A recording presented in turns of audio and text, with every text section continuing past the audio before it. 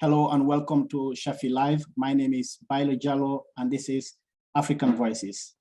My guest today is the CEO of Citizens Advice Sheffield, Clare Lodder. Hello, Clare. Hello. How are you today? Yes, I'm good, thank you. Nice to see you again. Same here, same here. It's a pleasure having you on our show today. From my understanding is Citizens Advice Sheffield has joined up with so many other organizations across the country, signing up a letter to the Prime Minister to extend the £20 universal credit. Talk me through how did you get involved? Yes, well, you may know that back in April 2020, almost at the start of the pandemic, that seems a long time ago, doesn't it? The Chancellor announced that he was lifting universal credit by £20 a week because he was worried about so many people going on to universal credit and whether it was sufficient. And I think that says a lot, doesn't it, that it was needed then, £20 a week extra. So from then on, all existing universal credit claimants and all new universal credit claimants have had this additional £20 a week. We've been arguing for a long time to say it's important that that is retained, that the impact of the pandemic on our poorest communities is being felt more and more. It isn't over. In fact, the money issues that have resulted from the pandemic are, if anything, getting much worse. But sadly, at the moment, the government is sticking with its plan to remove this £20 a week at the end of September. So every universal credit claimant will see a loss of £20 a week, £80 a month, because people are paid monthly, from October. And we just don't feel that that is reasonable, right, or fair. Speaking of, you don't think this is reasonable or fair? As you've just mentioned earlier, this is a scheme that started at the beginning of the pandemic. And according to the government, this was used in order for the people that were, for people to get through by, or for people to get by during the pandemic. And this was introduced in order as a top-up. But now it is time for people to move back and to get back into their normal jobs, or things have moved on now. So do you think that's like a fair argument for the government to say, look, we've spent a lot during the pandemic, we've looked after people, but now it's time for people to go back to their businesses because this was just introduced as something temporary? Okay, well, I think I'd say a few things to that, really. I think the first is, in the whole shape of things, compared to many interventions, this is not a massively expensive intervention, not compared to all sorts of interventions, including the furlough scheme, paid at much higher rates to individuals, the furlough scheme. I mean, the second thing I'd say is that I think if you were struggling before the pandemic or during the pandemic, remember that in Sheffield, 35% of universal credit claimants are actually in work. And if you were struggling, the pandemic has made things so much harder for you, and it takes a long time to recover from that. Your family finances have been worsened significantly. I'll just give you a few examples. So during the pandemic, people on low incomes couldn't do what they usually do, which is to shop around for the cheapest items and go from supermarket to try and find the bargains. In fact, many of the supermarkets stopped doing the bargains, the buy one, get one free and so on, because they didn't need to.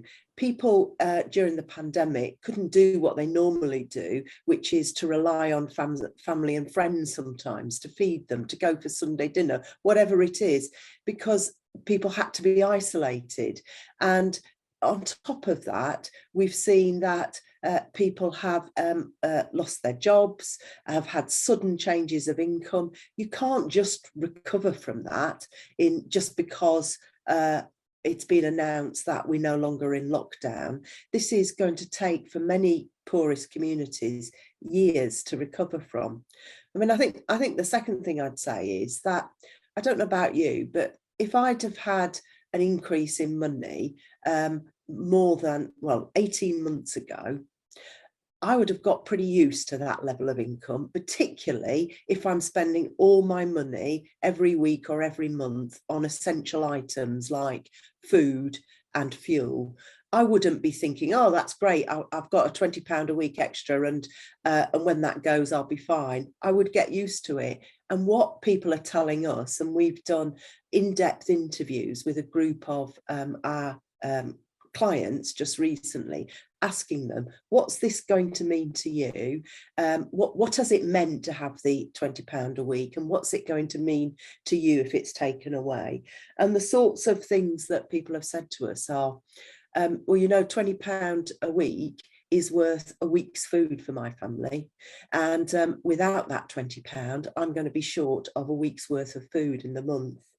And someone else said, it's very simple, we just won't manage. It's a lifeline, but without it, we will be back to having to use food banks for at least 1 week out of four, because we just will not have enough money to buy our food. That's what we're talking about. It's not luxuries, it's about basic needs to feed somebody and their families. True indeed. We know that since the pandemic struck, this COVID pandemic, the inequality has increased massively. Looking at inequality was there prior to the pandemic, but also since the pandemic, the health inequality, the financial inequality has increased massively. So in terms of this, putting this into perspective, we know that this £20 universal credit, if it is being cut off, it will affect quite a lot of people broadly, including the mainstream white population. But looking at the immigrants, if I'm allowed to say that, or the ethnic minorities, what impact do you think this universal credit, £20 uplift, will have on them, knowing that most of them are on low-paid jobs or being on jobs that are temporary? Yeah, well, you know, that's exactly the issue, isn't it?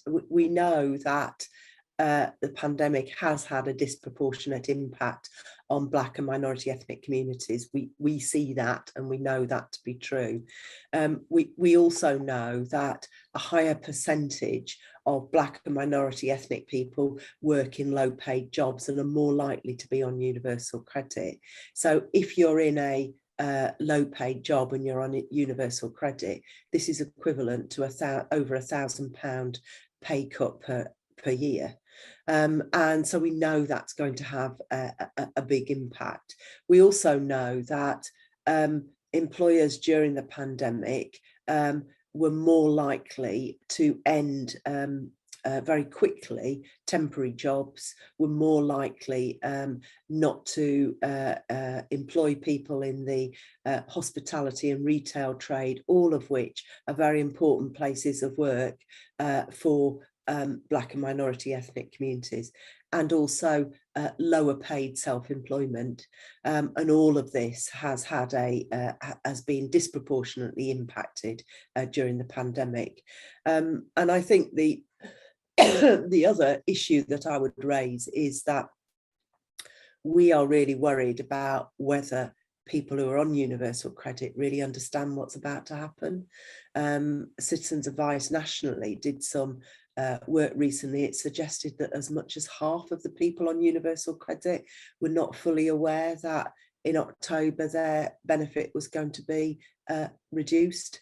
And so any sense of being able to plan for the change, or, you know, really working out how you're going to manage, just won't be in place because people aren't fully aware. Sorry to interrupt you there, Claire. When you say people are not aware of what is happening, that the universal credit will be terminated next month, is that because of language barrier, or is it because of some people are so busy with work, they're not keeping up with what is happening?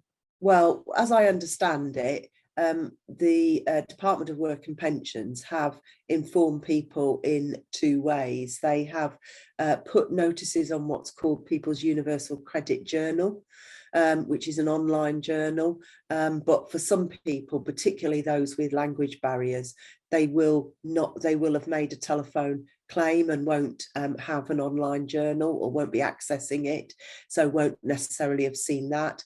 And I also understand that letters have been sent out, but again, there is evidence to suggest that they either haven't been read or haven't been received. Of course, we don't know which, but as many as 50% of the people affected may not actually know. That is very concerning, isn't it?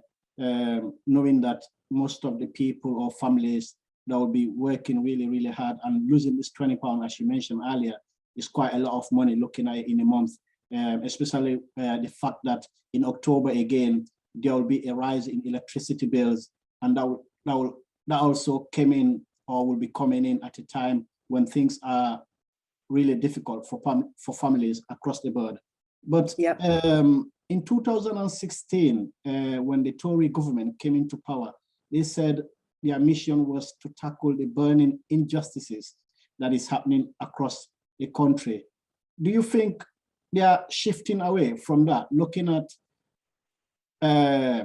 what they are doing now? If they cut this £20 universal credit, because the £20 doesn't seem a lot for many people, but it is also a lifeline for so many families. So that is another way of trying to tackle the inequality. But if they cut that away, that means what they are pledging to tackle inequality is saying one thing, then doing the other.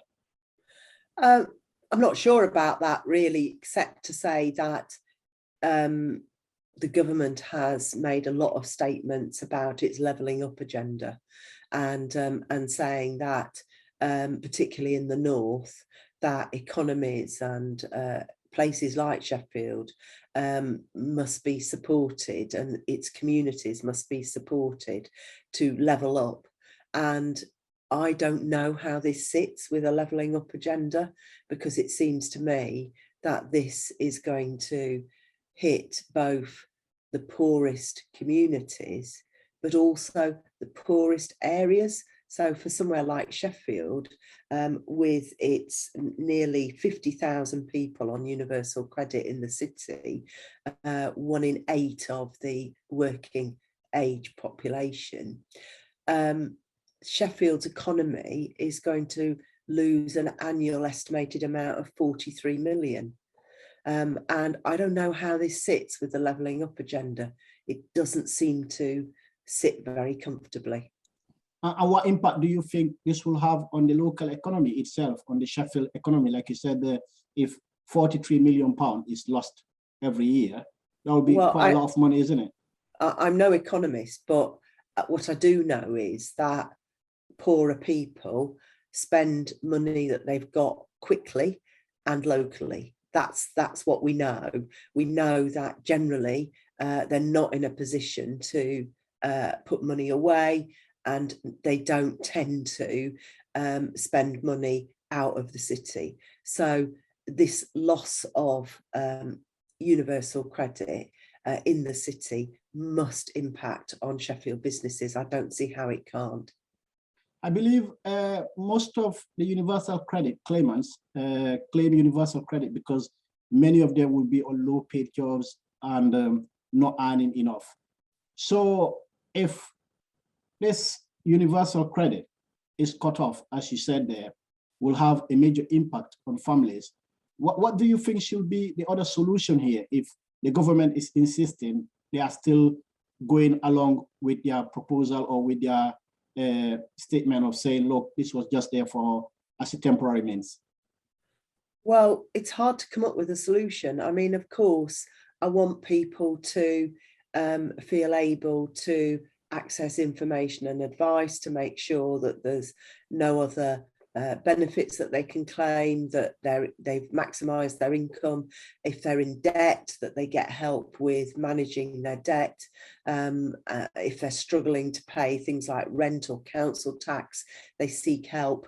But look, ultimately, this is £20 a week out of people's pockets, and there's no solution that is in our gift for putting it back in.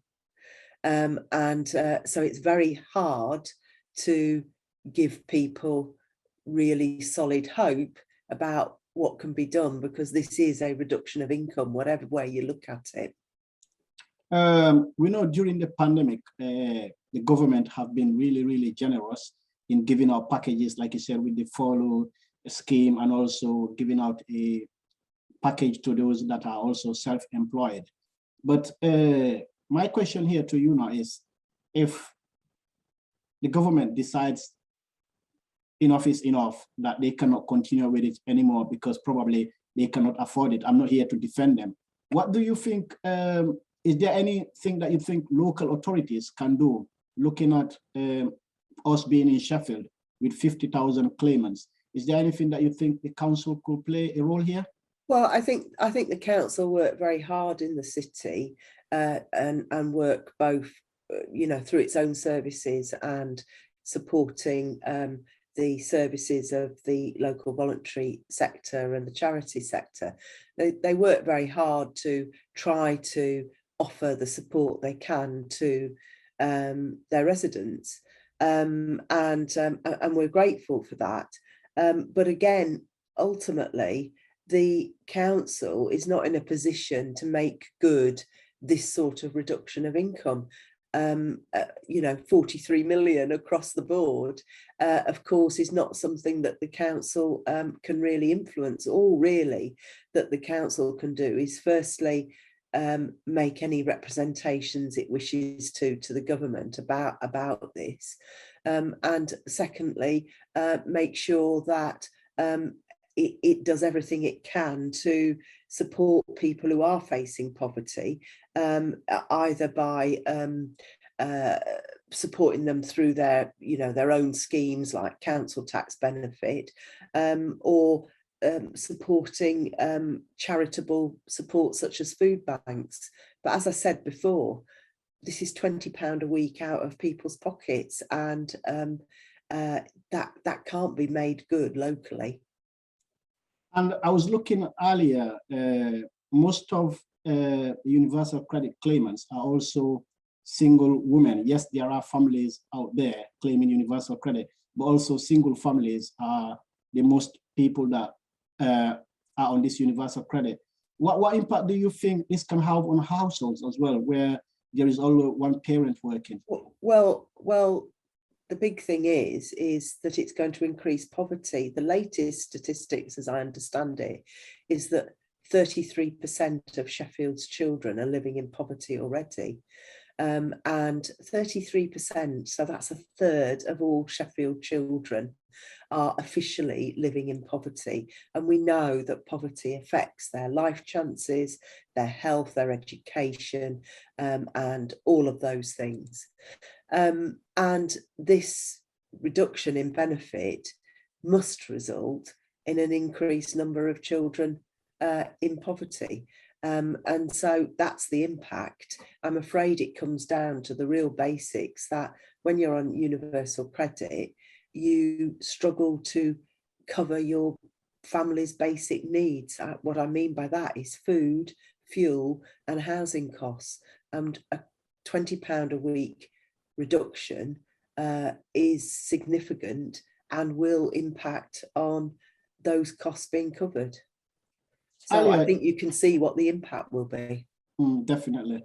Earlier, you talked about some of the clients that you've interviewed, where some of them spoke to you about, what this £20 means to them.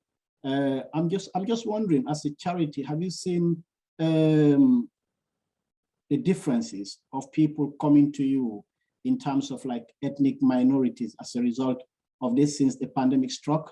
As we talked about earlier, since the pandemic struck, we've seen so many inequalities. They were there, but the pandemic has kind of like pulled all of them out at a very rapid scale. Well, we've seen an increase in demand for our services, that's for sure. Last year, we helped 27,000 different people in the city, and half of the things that we helped with was around benefits.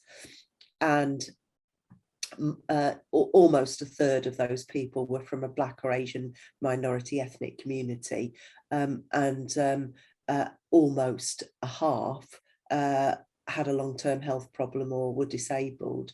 So it gives you an indication of the fact that many people had some existing vulnerability. We don't yet know whether this is going to result in a big demand for our services, but we are certainly expecting it to result in a big additional demand for our services. And don't forget, it's happening at exactly the same time as the furlough scheme comes to an end.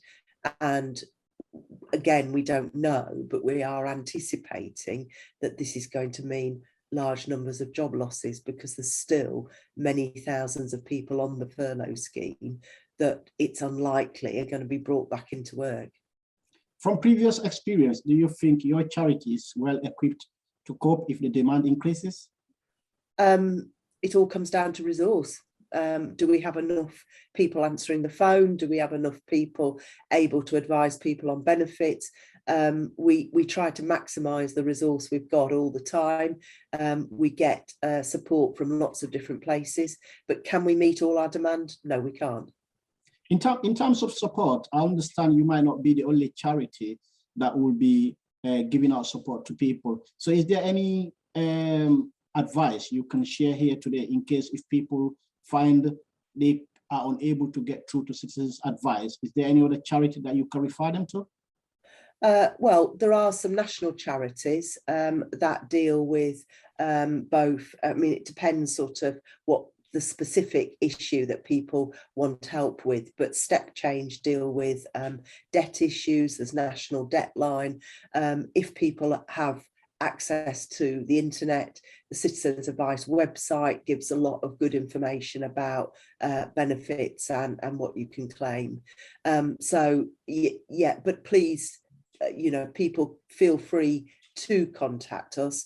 We are still meeting a lot of the demand for our services, and if you don't get through straight away, then try again, because we do have teams of people answering the phone all the time.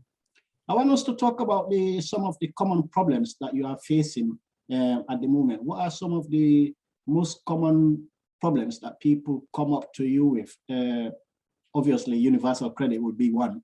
But yeah, universal credit, how to claim it, but also problems with, you know, getting the payment. Lots of issues around housing and problems with rent and how to negotiate things with your landlord. Employment, so people not being treated fairly at work, employers not going through proper processes if they want to terminate someone's employment, or not paying them the right level of wages, including the national living wage.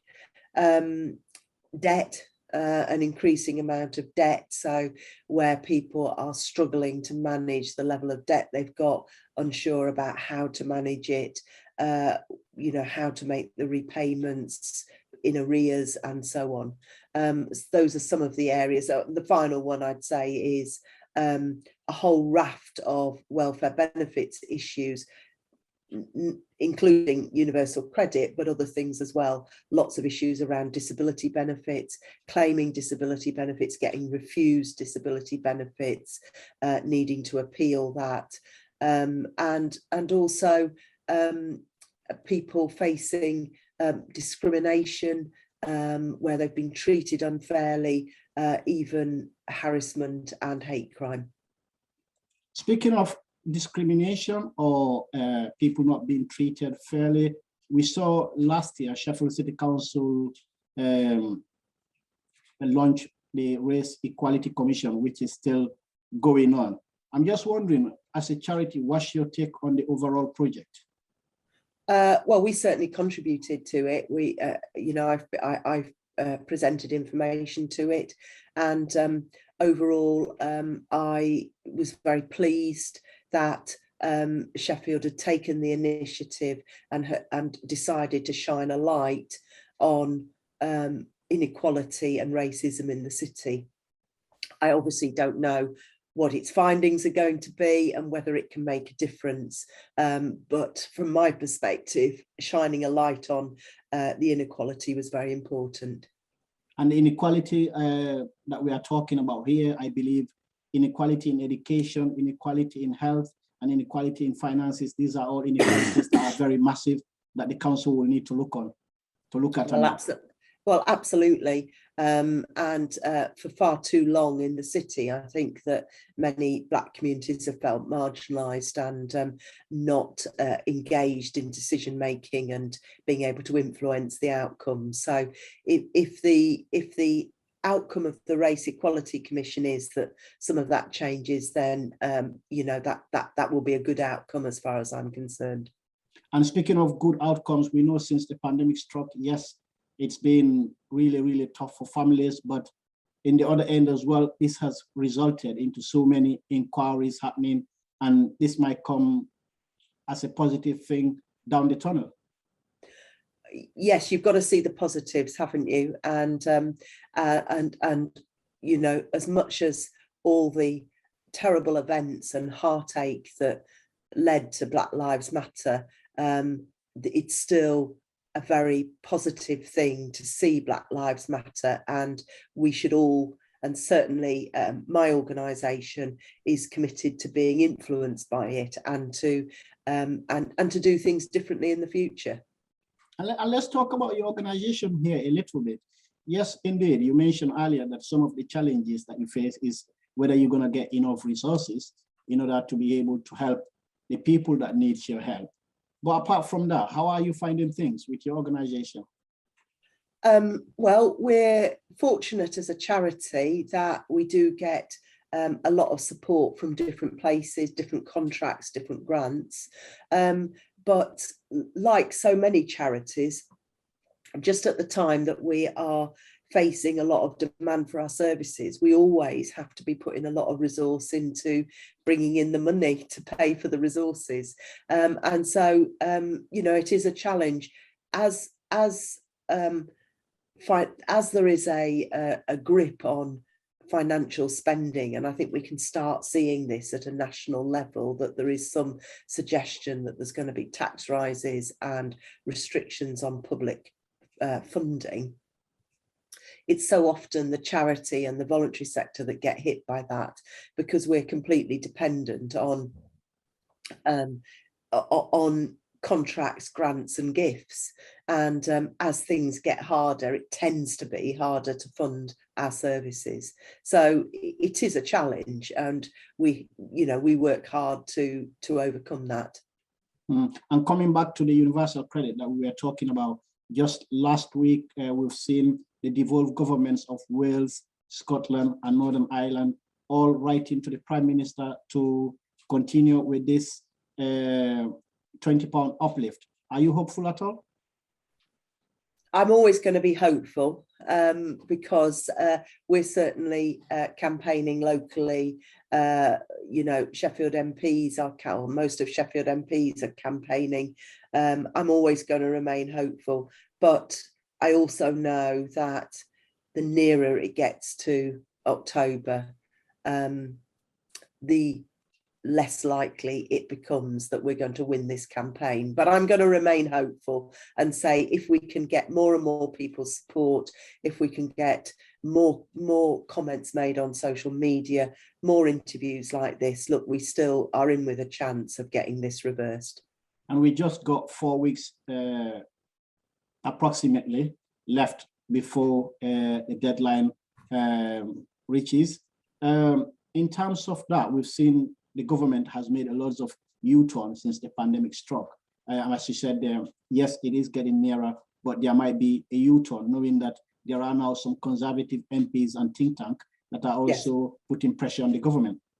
Yes, absolutely, absolutely. So that's, I hope that the government will see that there's a lot of people in the country who are saying this is not right to remove this level of income from our poorest communities. It just isn't right for one of the richest countries in the world to do this. And I also believe since the pandemic struck, there was a research earlier I was looking at that says since the pandemic struck, a survey has revealed that the public supports for this £20 uplift to continue. And if that's the case, do you think the government is not listening? Well, I hope it will listen. That's a good answer there. You hope they will listen. Okay, so let's talk about also the fuel bills that will be increasing in October. So what would be your advice? Because we know that last month, Ofgem announced that there will be an increase due to the increase of wholesale prices across the world. Yeah. So what would be your advice to people who will be struggling on fuel bills? Yeah, well, again, you know, an awful lot of sympathy about how difficult this is for poorer families. And again, one of the impacts of, you know, we've all been in a lot, haven't we? We've all been at home a lot during the pandemic, and our fuel bills have increased and so on. And we're probably going to face that again this winter, and that puts great pressure on poorer families. I mean, the first advice is that if you haven't managed to do this, do look carefully at whether you can switch to any cheaper option.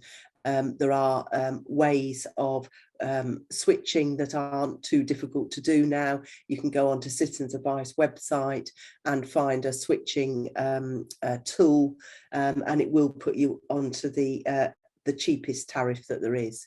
Beyond that, if you are in difficulty, do talk to your energy company, because they have all sorts of guidance and procedures that they have to abide by in order to protect people's fuel supply. And the final thing is make sure that you have taken advice that there's no other income that you can claim, or if you've got debt, that you can't get some support in managing your debt. We don't want people not to be able to heat their homes and keep warm during the winter. So it's absolutely critical that this happens. And speaking of debt, I was just speaking to someone just a couple of days ago who moved in about 3 months back, where they moved to a property, and that property had some sorts of debt. And now that debt was kind of like transferred into them automatically. And as a result, they've been getting threatened with debt collectors, and also being put on the bad records, their credit record, their credit score. So what advice can you give to people like that? Well, you can't end up being responsible in that situation for someone else's debt. But what you're talking about there is that the address becomes linked to a debt. If you think this has happened, there is a process that you can go through to see what's on your credit record. And it's important to do this, because if something appears on the credit record that's getting linked to you, you can ask for a note put on the credit record to explain that this was a past tenant, that it shouldn't be linked to your name. It is a real problem, and it's particularly difficult for people who are moving in and out of private rented accommodation, because it's more likely that there may be debts associated with that address. So again, there's good information on Citizens Advice website, or it's something that that we can advise people on. But I would say check your credit record and ask for an amendment to be made if this is happening. And finally, from me, if worse come to worse for the universal credit, in case if worse come to worse, as I said, if the government didn't do a U-turn, what would be your advice to families who are on universal credit? Well, or to claimants? It's so difficult to give any practical advice, because we know that it's just going to be a hit on their pockets. But I suppose our advice can only be, you know, we will help make sure that there's no other income that you can claim. And if you've got existing debts, take advice about whether they can be managed so that they hit you a bit less. But ultimately, as I've said several times during this interview, this is £20 a week out of people's pockets, and there's no way of covering that. That is pain that families and individuals will have to feel. Thank you very much, Clare, for joining me on African Voices today.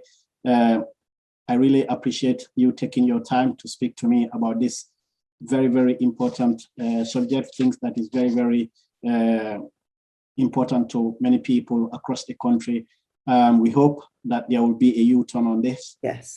That was Clare Lodder, the CEO of Citizens Advice Sheffield, speaking to me about the impact cutting the £20 universal credit will have on claimants. Thank you for watching, and do join us again next week if you can. Until then, do have a very good night.